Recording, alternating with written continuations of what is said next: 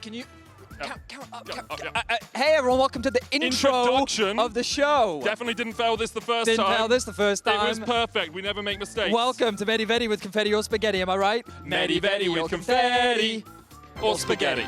Let's jump into some questions that we asked fans yesterday. I mean today, or in the future, at some or the point. past, at some point. Let's find out what they had to say.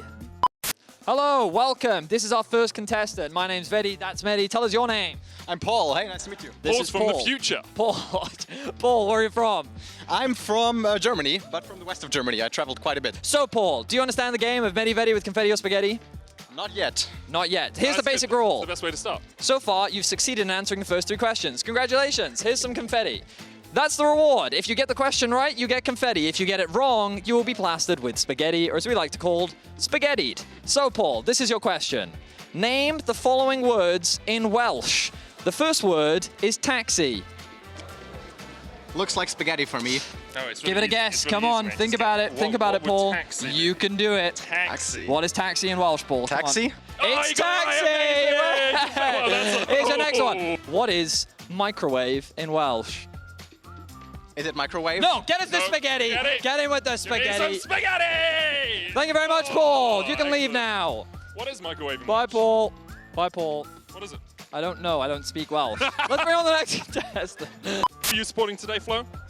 G2. Fnatic, okay, good to hear. Okay. So, we have one question for you, Paul, that will determine whether you get spaghettied or confettied. It's a difficult one. Are you Okay. ready? So, it's pretty obvious that our favorite champions. Yeah. Right? Mine is obviously Rakan, and Vedi, yours is obviously... Katarina. Okay. So, who Yeah. are our second favorite champions? Who are our second favorite champions? Flo, think about this. Yours is Nocturne.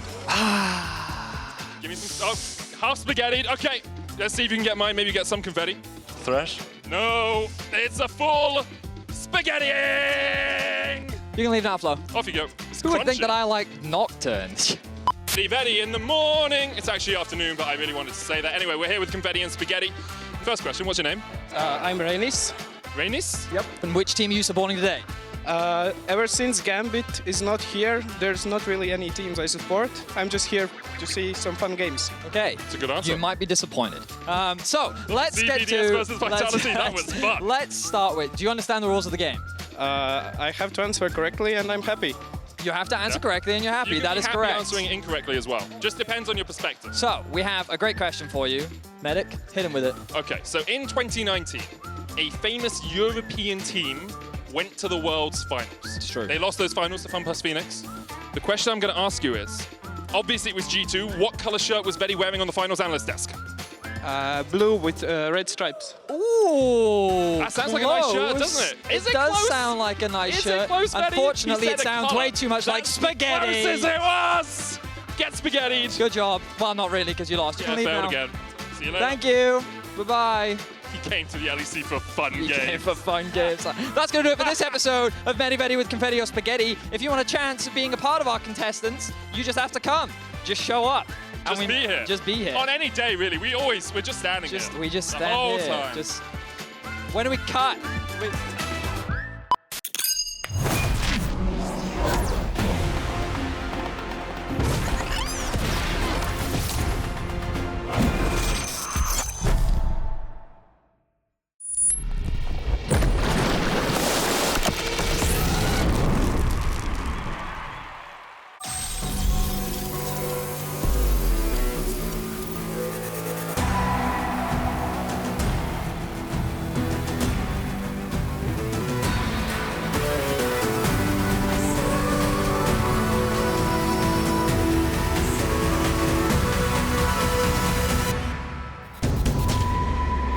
Hello everyone, welcome back to the LEC 2022 Summer Day 2. So happy to see you all here.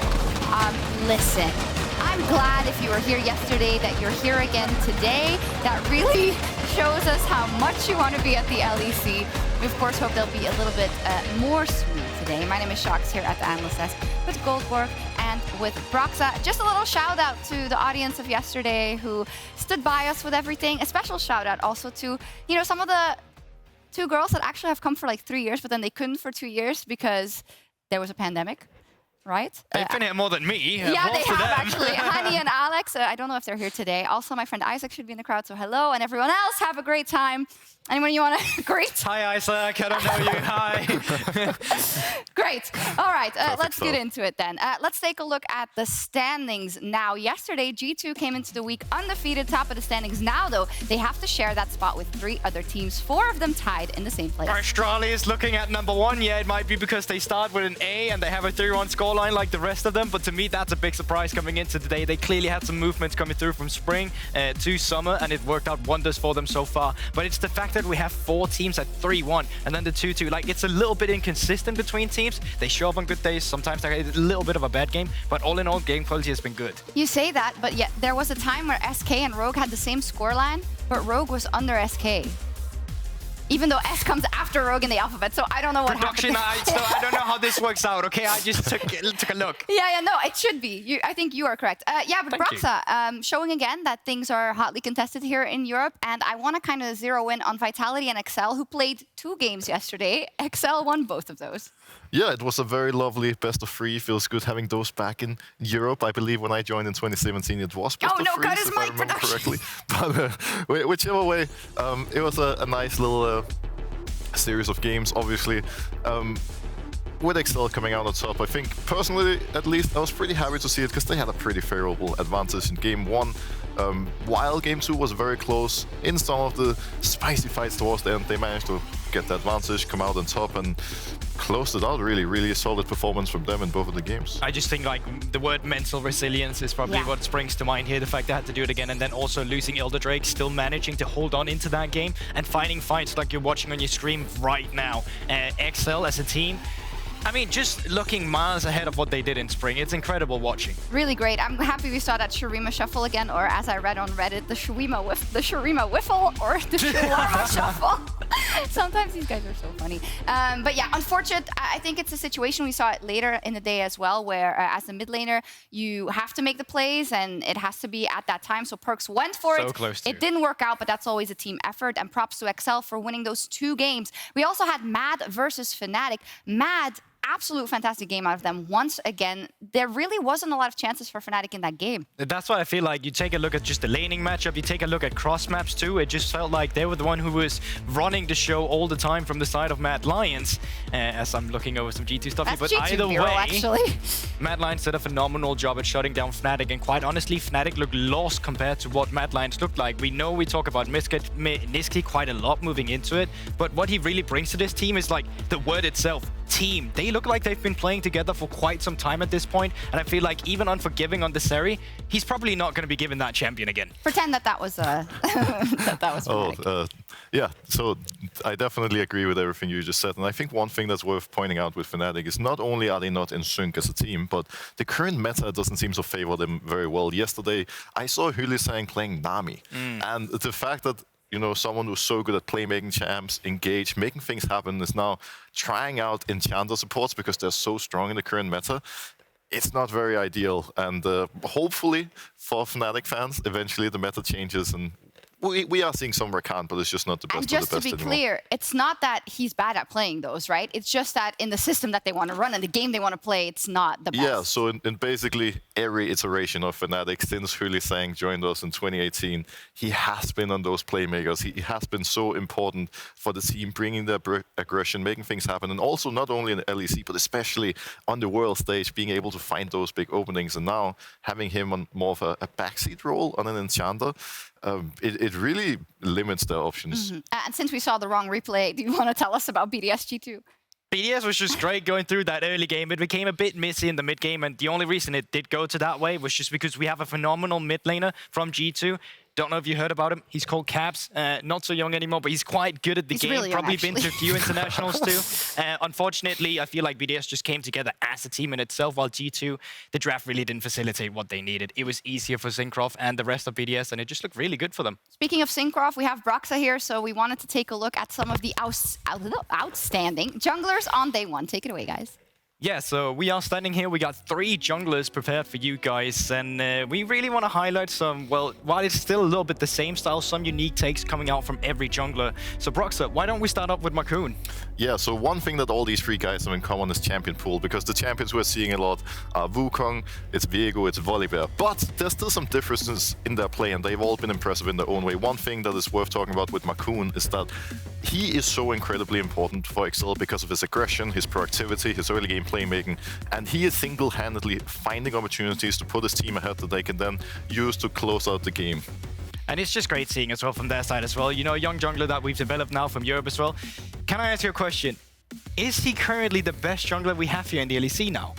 While Makoon has been playing very well so far, I wouldn't be fully confident calling him the best jungler in this current moment. Maybe later today he's gonna change my opinion because he's having a pretty hard matchup against Eljoy and Mad Lions, but for now, I would put him in top 3 at the very least. All right, so he's at least up there. So now another team we have to move on to, of course, is going to be with Astralis, and Astralis now has the same amount of wins that they had in the entirety of spring, and we have to highlight Cersei. He's been so pivotal in it. What has he done so well for Astralis, Broxer? So Cersei here clearly showing that North American junglers are just on a whole other level. He's living proof, because in most of the games that they're playing, similar to Makoon, he's finding a lot of openings, but he's doing it in a bit of a different way. Cersei has always been more of a control-style jungler. It's about smart pathing, smart decision-making, bringing his team with him to make the big plays. And like we saw in that game yesterday, the way Astralis got a big lead was Cersei bringing his team with him to the enemy red buff, finding a kill in the jungle. Later he went for a dive. All of a sudden Astralis is really ahead. And on top of that, his team fighting is pretty on point too. So very smart control-style jungler. Good to hear, good to hear. Now, speaking of another jungler, Syncroft, of course, who's also very good at facilitating those lanes. He's back focusing mid-game and actually brought BDS their first win. How did that happen?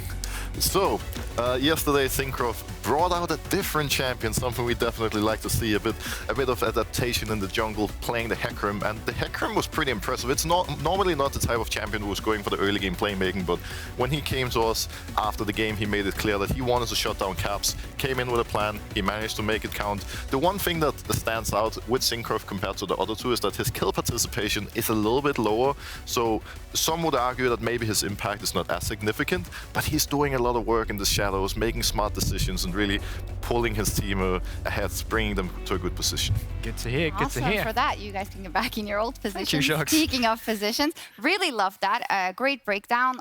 It's a meta where junglers can really thrive, right? Even though I think that maybe a champion pool is a bit limited, but we saw, like with Syncroft, if you get banned out, there are always options. There's always going to be different options, and it's like once you're on a different champion than the core 3, the game gets a little bit weird in a way, because those champions are so how to describe them? They can work or it can go really wrong. It's very situational, Volatile, right? Yeah. So let's say yesterday in the Hecarim game, the Hecarim looked great. On the other side, we had Jankos playing Vi, and that did not work out at all. So it can really go both ways, and it's kind of a risk you're running. But at the same time, when the pool is so small, sometimes you need to be able to adapt and dive deep in the champion pool. That's the key of the game, indeed. And speaking about games, let's play one ourselves. So this is the setup. Production is going to play a clip, a historical clip, one we know, hopefully, and the audio will mute at some point, and we will have to guess and mimic the audio. You guys got that? Yeah, I hear that. All right, go ahead and roll the first clip.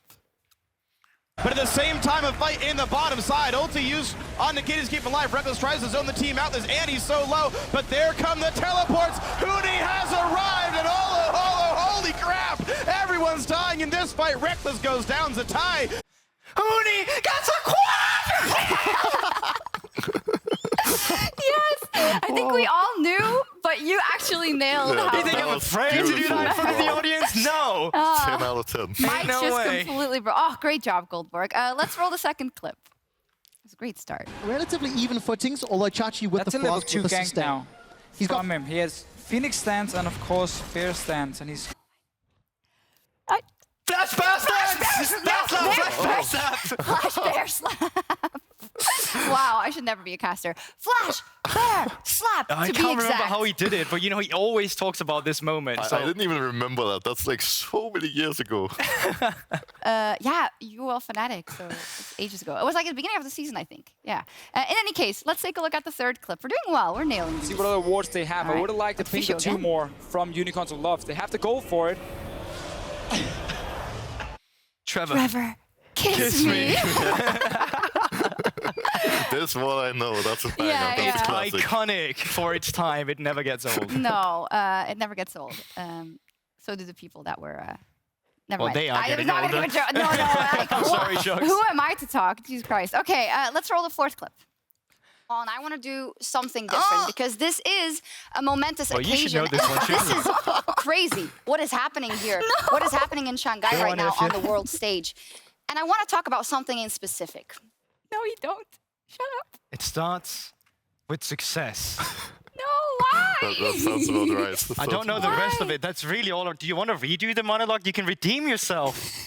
It doesn't start with I am success. not speaking the words. I am not taking part in this witchcraft ever again. It never starts with success. I That's think I later down the actually line. stopped like getting shit for it, I think, finally this year. But now you can start again. Start the hype train. Thank you for that production. Really fun game, but I'm going to get us back on track because G2 and Vitality are looking to bounce back after a loss yesterday when they faced each other later tonight in our LG Ultra Gear Match of the Week, spelled W-E-A-K. You guys care too much about those narratives. Speaking of narrative, I've got a great one. Caps versus Perkz, Part 7. Ooh, he took your team, you'll take his life. Ba, ba, ba, ba, ba.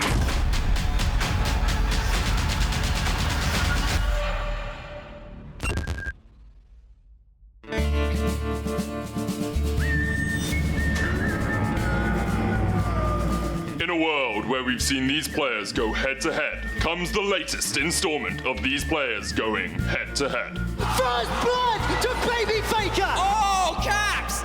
He just solo killed Perkz! Shockwave onto 2! Oh, it's personal! Personal is the perfect word. Get ready this summer for the rematch of two rivals. Turned friends, then turned rivals again. I'm coming from my 5th title right now, and they can't even stop me. Like, they have no chance. I'm gonna smash him so hard that he's gonna think that it's an international tournament. I have some champs that I'm better than him, right? I do, right? Yeah, I mean, Soy was pretty good today. Yeah. After a short 1-year stint in NA, Perkz has returned to his home turf, looking to reclaim his lane kingdom.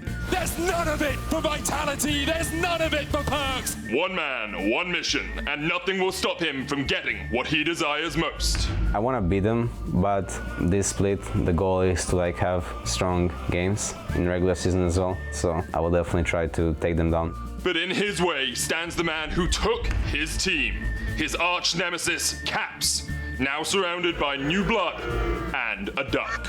The matchup against us is very important for Perkz. Like, I want to beat Perkz before because he was obviously my former teammate and my former rival, now again rival again. So let's see if I can't take him down this time. Watch as Perkz, now with a star-studded lineup, will take his super team to new heights and maybe do better than 5th place this time? Last split, we finished 4th. Actually 5th. I would say we were like at least better than Misfits, so I will like round it up to 4th in my book.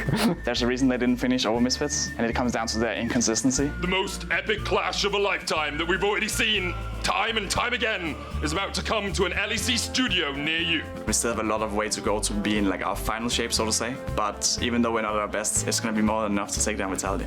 There are no Corkies or Azirs where we're going. We hope.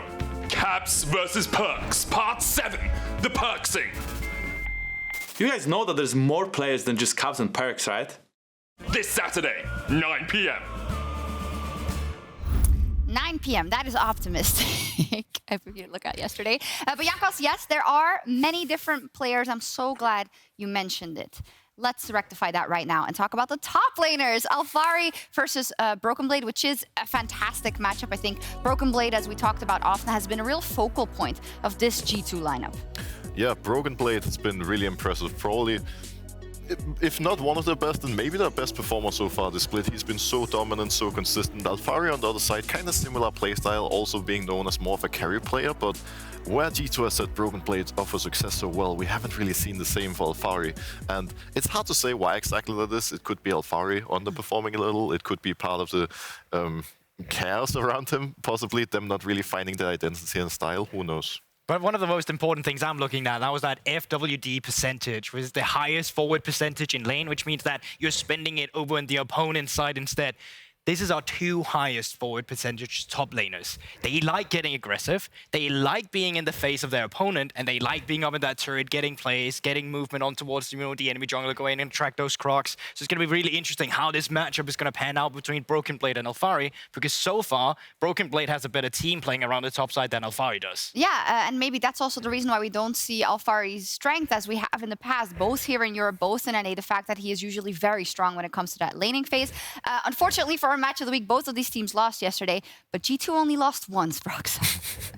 That's true. G2 only lost once, and with the power of Caps, they were actually relatively close to bringing that match back. And I think today, more than anything, this could be an opportunity for us to have some really exciting early game action. Some aggressive top laners. I would love to see something along the lines of like Yasuo, Irelia, Yone, just lots of fighting, lots of action. But who knows, maybe they just lock in tanks and I get disappointed. He's on full hopium over here, man. Yeah. He really wants the early game. You're not getting it. I think we're going to some of this late game stuff again. No. Medic didn't want Corki this year. I've seen a lot of Corki first pick, Corki ban coming through. Really strong. I'm not sure. It's not looking too good. And speaking of copium and Caps, I have 2 Danes on the desk with me today, so we wanted to look at your all-star Danish LEC lineup of all time. Who is in the top lane? So, first of all, we have quite an amazing top laner. It's gonna be the one and only Fnatic top laner, Wonder. He's been a shining light of Denmark ever since he joined the LEC many, many years ago. He's been having dominant performances on Splice, on G2, now on Fnatic. It simply couldn't be anyone else. He's just on a whole other level. He brings Denmark to the very top. This is indeed the national anthem. Usually we stand up for it. That's going to mess with camera a little bit, so I'm going to keep sitting down. It's not at all, actually. Well, in that case, You're not that tall. It doesn't matter. Our next player can only be one in the middle lane, and that is going to have to be Caps. There is, of course, a loads of honorable mentions we could have in the mid lane. You got the likes of Bjergsen, Froggen, not Santorin, Jensen as well coming through. But this guy is the most achieved Dane we've ever had in the mid lane. Titles on titles on titles, international appearances. When you have to go for a Danish mid lane, and when we're creating our Danish all-star team, it could only be one. So it has to be Caps. What about the AD carry then? Who would you pick for AD carry? Because we have some pretty interesting options. Would you go for Copy or do we have someone else? You say Copy, right? We need to go further back, Brox, okay? Because Copy is not enough. 2015, a team called OG back then doesn't exist any longer. We had a guy called Nils as well in the AD carry position. Now, this guy was a complete beast on champions like Kalista. Couldn't get his hand on it. Always away in the draft, always the carry. We saw him multiple times on an international stage. I witnessed him too, Wembley Arena 2015, sitting there too, went all the way to the semifinals. We thought we were gonna have EU on top again. Didn't happen, but he's a good shout for an all-star AD carry. Well, for an all-star AD carry, like the one and only OG Nils, of course, we're going to need a world-class support. There's only one support in the world, not only Denmark, who can actually match an AD carry of that caliber. And of course, it's the one and only the Fisher. It can only be one. One of the most famous people from Denmark. Denmark, the entire country is so proud of him. He is so good. I remember back in the day, the glory days, the start of the LEC, seeing his Syra.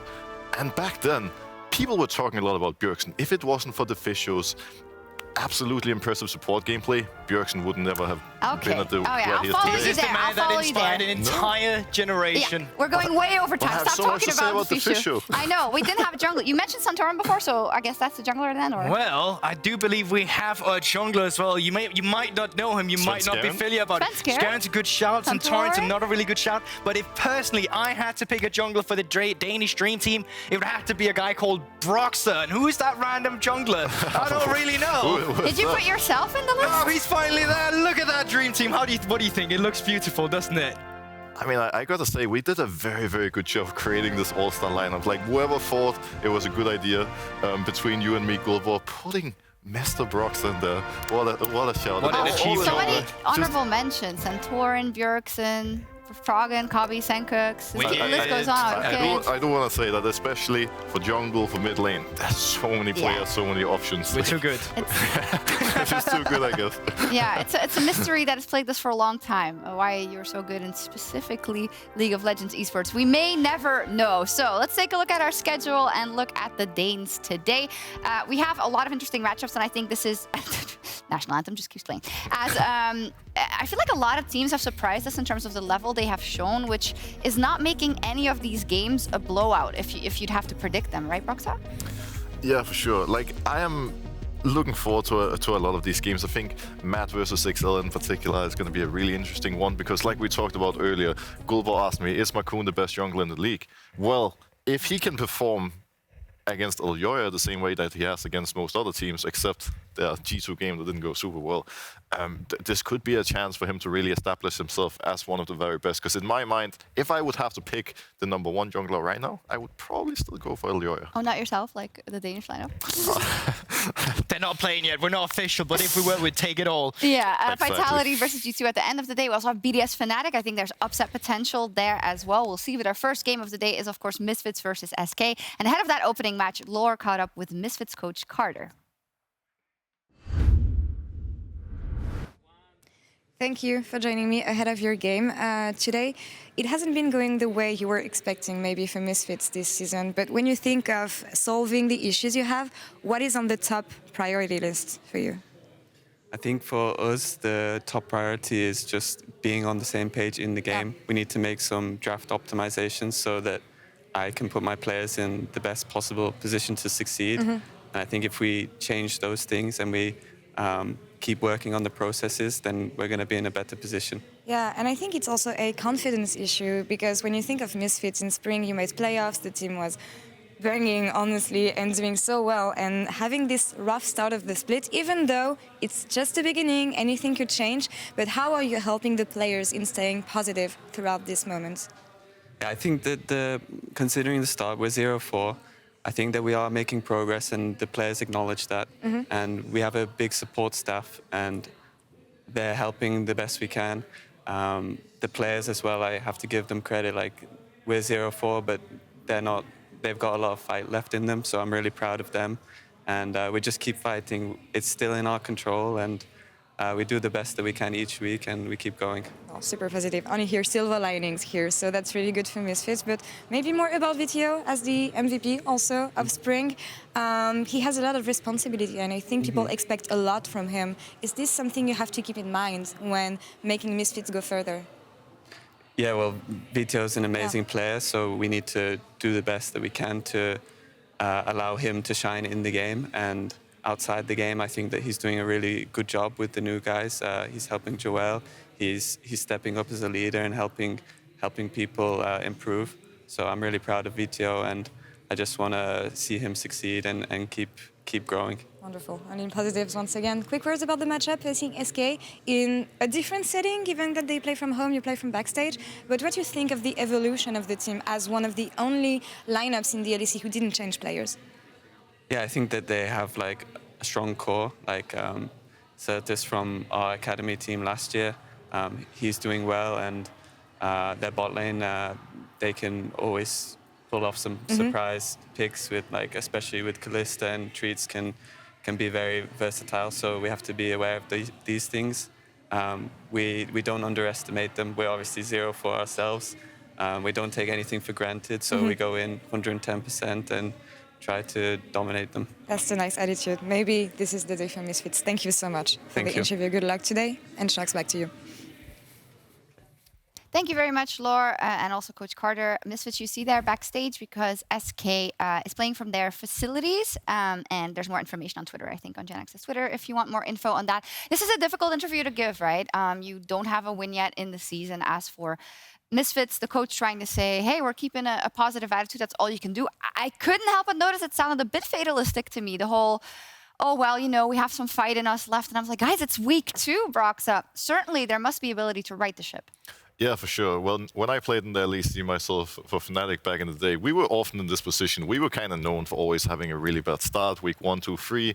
It was never a fun experience, but then we kind of ramped up throughout the split. And I think both these teams, really, Misfits and SK, have the ability to do so as well, because this is only 4 out of 18 games. In the big picture, it doesn't really matter. Sure, you want to get a good start, right? But it is what it is. More than anything, he talks a lot about strategy and things to focus on. That's definitely important, but just need to do everything they can to give the players some confidence, to make sure they believe in themselves. Hopefully they have a good mental coach who can help as well, because when you have a bad start, it's really an uphill battle more than anything, and you just need a win or two, some motivation, some momentum, and then you can climb back up and no one will ever remember what happened at the start. Yeah, I mean, that's really the only steps you can take. It's just about keeping the positivity going. It's really easy to just fall into that hole where, okay, we're just not getting better. It sucks. I'm sure it's my teammate. Maybe it's me. Maybe like all these thoughts suddenly start pairing up in your face. Maybe I need to play better for myself, so I just look better. Maybe there's all these things all of a sudden you need to go for. But I think, as you said, Broxer, there's really only one way out of this hole. And that is just if you come together, you get the teamwork flowing, you get like one victory step by step by step, and hopefully you're able to overcome the challenges. But it is a really tough challenge for Misfits. Yeah, Neon also tweeted yesterday, I'm not happy with this play. This is not the way I should be playing. You know, obviously all these players are feeling that. Luckily, one of these two teams is going to get their win today. So let's talk a little bit about SK Gaming, one of the teams that did not make any changes despite not making it to the playoffs. And we do see that there's a lot of initiatives, I think, of people that were lower placed, right? The BDS thing, going to Korea and whatnot, the same with Excel, etc. Feels like some of these teams have a little bit of an edge at the beginning of the season. It definitely did. And I generally thought that SK did look a little better in terms of their broader map play as well. I thought Gilius was more integrated with the roster than he was in Spring, where I pretty much thought he never had any impact whatsoever.